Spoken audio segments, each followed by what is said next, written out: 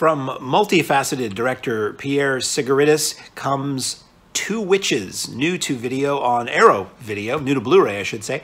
Filmed from just this within the last year. Very gory, supernatural horror film that basically takes two separate tales, two titular witches, and sort of mixes them up and conjoins them, so to speak. They intersect in a way.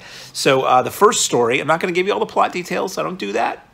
But I'll give you enough to kind of get some context for what I'm going to talk about. The first story, a pregnant woman and her boyfriend are in a restaurant.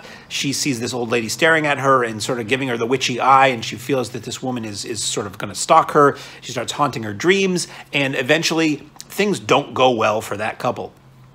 Second story is two female grad students share an apartment, and one of the women is a little bit weird, and she has sort of a strange altercation with a man she's brought home, and that leads to a discussion between the two roommates, the normal one and the weird one, and the weird one just starts getting weirder and starts doing witchy things and says that she comes from a long line of witches and starts to try to basically assume the identity of her roommate, who she finds has a life that she would prefer to have.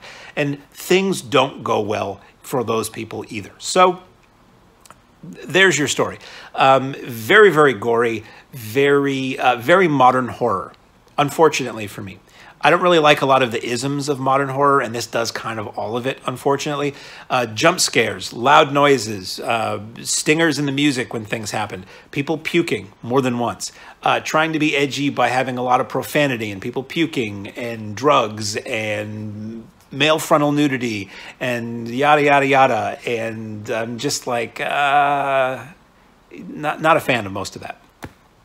No, theoretically, I don't have a problem with male frontal nudity. It's just often used as a shock tactic, and I didn't care for this. And you know, the super sped up twitchy things and lights flickering and just everything that's become an ism for scary that I just find annoying and makes things hard to see. So it was well shot, I will say that, and it had a good score. And the performances were good. I just didn't care for how the movie was executed and kind of what it did. It tries to sort of harken back to Sam Raimi stuff and Fulci stuff and Argento stuff. And it's just one of those things where when certain movies do that, it just kind of makes me want to watch that stuff they're referencing instead. So, and it ends with like a massive mess of gore and then an incredibly long like post-credit sequence.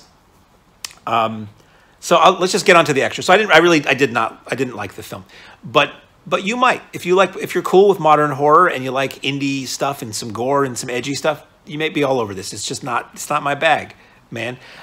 Commentary by the director, commentary by the producer, 2 behind the movie episodes are like 5 minutes each.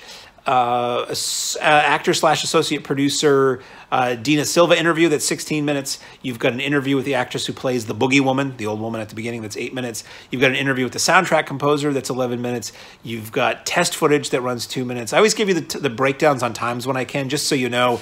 Sometimes you hear about an extra and you're like, ooh, that sounds cool, and it's like an EPK thing that's like 30 seconds. And then sometimes with Arrow, it's like 18 minutes.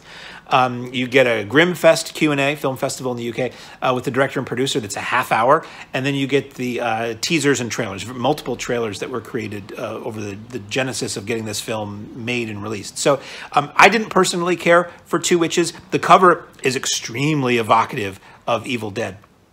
But I think there are horror fans who probably would like this. It just wasn't for me. So available now on Blu-ray from Arrow Home Video is Two Witches.